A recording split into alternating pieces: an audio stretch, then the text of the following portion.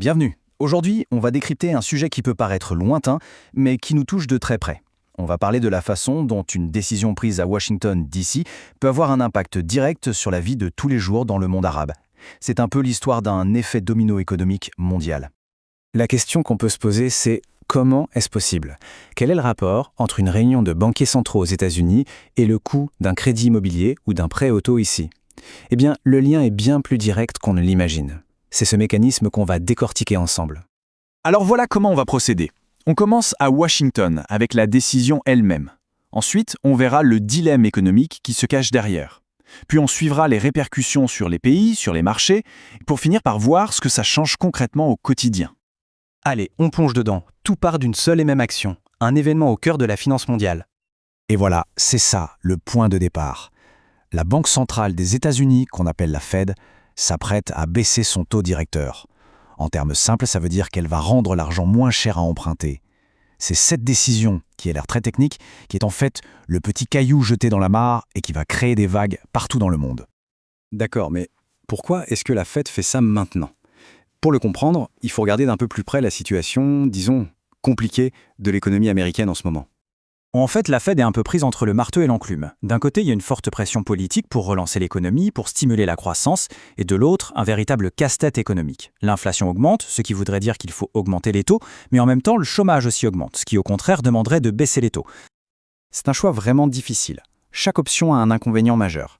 Soit on baisse les taux pour essayer de sauver des emplois, mais on prend le risque que les prix s'envolent, soit on augmente les taux pour calmer les prix, mais ça pourrait freiner l'économie et aggraver le chômage. Bref, il n'y a pas de solution parfaite. Et là, on arrive au mot qui fait vraiment peur aux économistes, la stagflation. C'est le pire des scénarios. Une économie qui stagne, qui ne crée plus d'emplois, en même temps qu'une inflation qui galope. Et ce n'est pas n'importe qui le dit. Jason Furman, un expert très respecté, prévient que le danger est réel. C'est ce spectre qui pousse la Fed à agir. C'est donc à partir de là que la première onde de choc se propage.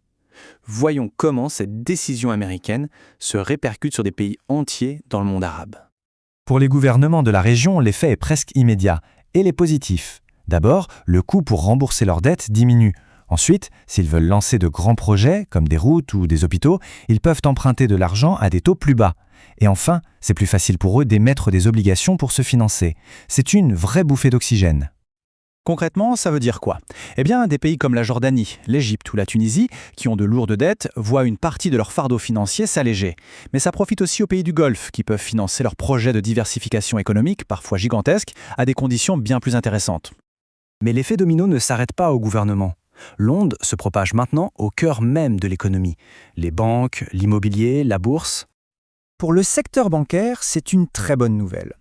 D'un côté, comme l'argent est moins cher, les entreprises et les particuliers sont plus enclins à emprunter, ce qui fait tourner l'activité des banques. Et de l'autre, ceux qui ont déjà des crédits ont plus de facilité à les rembourser. Le risque de non-paiement diminue. Le secteur de l'immobilier, lui, est directement lié au taux d'intérêt. Quand le coût d'un crédit immobilier baisse, tout d'un coup, acheter un logement devient plus accessible pour beaucoup de monde. La demande augmente et ça dynamise tout le secteur. Et pour les marchés financiers, le calcul est assez simple pour un investisseur. Quand les taux d'intérêt sont bas, les placements très sûrs, comme les obligations d'État, rapportent très peu. Alors pour chercher un meilleur rendement, les capitaux se tournent vers les actions. Ça injecte de l'argent dans les bourses locales et ça peut même attirer des investisseurs étrangers. Bon, on a parlé des gouvernements, des banques, des marchés, mais au final, qu'est-ce que tout ça change pour les gens dans la vie de tous les jours? C'est le point le plus important. L'impact est assez direct, en 3 étapes. D'abord, les crédits à la consommation ou les prêts immobiliers coûtent moins cher. Ensuite, comme on dépense moins en intérêt, il reste plus d'argent à la fin du mois pour d'autres dépenses ou pour mettre de côté. Et au final, tout ça mène à une plus grande stabilité financière pour beaucoup de ménages. Donc pour résumer, ce qui commence par une décision technique à Washington pour régler un problème interne américain se transforme en une vague d'opportunités pour toute la région. Ça aide les États, ça stimule l'économie et ça peut améliorer le quotidien.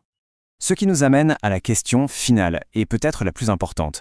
Maintenant qu'on comprend ces mécanismes, que ce soit au niveau individuel pour une entreprise ou même pour un pays, la question n'est plus de savoir si ça va avoir un impact, mais plutôt comment se préparer pour en tirer le meilleur parti. C'est une réflexion à garder en tête dans les mois qui viennent.